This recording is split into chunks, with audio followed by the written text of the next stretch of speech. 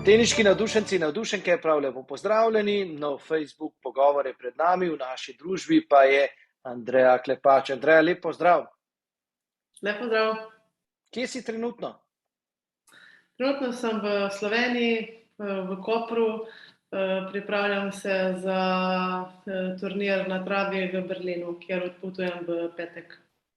Ja, še pred kratkim pa si v Sloveniji tudi igrala. Vsi smo bili presenečeni, ko smo te videli, da igraš v dvojicah na turnirju vrednem 15.000 ameriških dolarjev na Čatežu ob Savi. Kako je sploh prišlo do tega?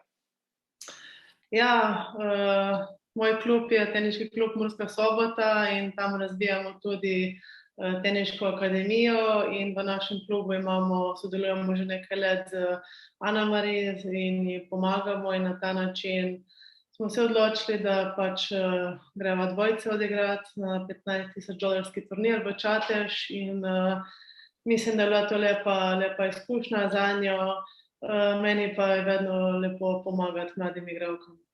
Ja, kako je bilo torej znova igrati doma, pa takole še na nižje rangiranem turnirju, kako si vse doživljala ti? Ja, Teniška zveza prireja kar nekaj turnirjev z nižjega ranga. Žal se premalo, se mi zdi, Slovenk udeležuje, to izkorišča. To je bila pač prilika zame, da pomagam mlajšim igralkam. V preteklosti iz te pomoči nisem bila deležna in to hočem pač spremeniti in smo se odločili, da pomagamo naši igralki Anamari nastopiti na tem turnirju. Odrezala se je res fenomenalno, super, dosegli sva 2 zmagi. Žal se potem moja poškodba hrbta v drugi tekmi se je kar močno začutila pri določenih udarcih in smo polfinale mogli predati. Ampak kakorkoli, kot sem že povedala, je bila to res lepa izkušnja in Anamari je dobila prvega te točke. Omenila si torej tudi akademijo. Kaj vse delaš tam, bi morda kaj izpostavila, na čem zdaj delate, kaj pripravljate, je veliko otrok?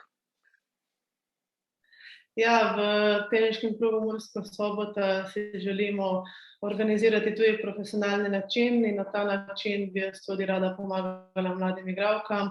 Poleg tega pa razvijamo tudi infrastrukturo. V tem letu imamo cilj zgraditi oziroma hardcourt igrišče.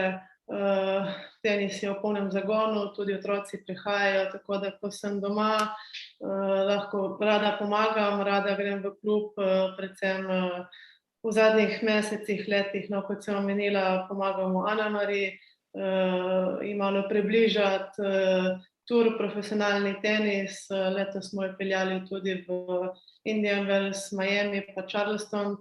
Tam je bila z mano na zadnjem turnirju, sami smo bili in je bil kar uspešen turnir, na koncu sem zmagala, tako da je bila del tudi zmage teniškega turnirja.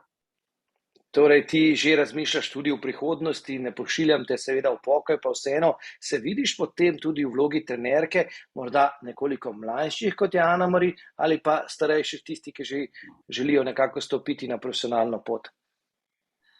Ja, zaenkrat še igram profesionalni tenis, imam še glavo v tej smeri, vztrajala bom, dokler bo telo dalo, dokler bo še želja, motiv.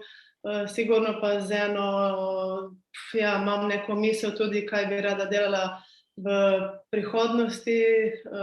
Bomo videli, kam me bo pot peljala, želim pa si sigurno ostati v tenisu in pomagati.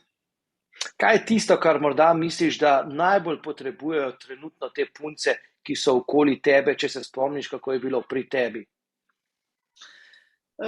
Ja, sigurno neko osebo, ki jih zna dobro voditi, ki zna vse te stvari oziroma ki se bojo soočile v prihodnosti in na nek način predstaviti in pomagati, da se teh problemov lotijo z čim manj, da se čim lažje lotijo teh problemov, tako da to je to, ja.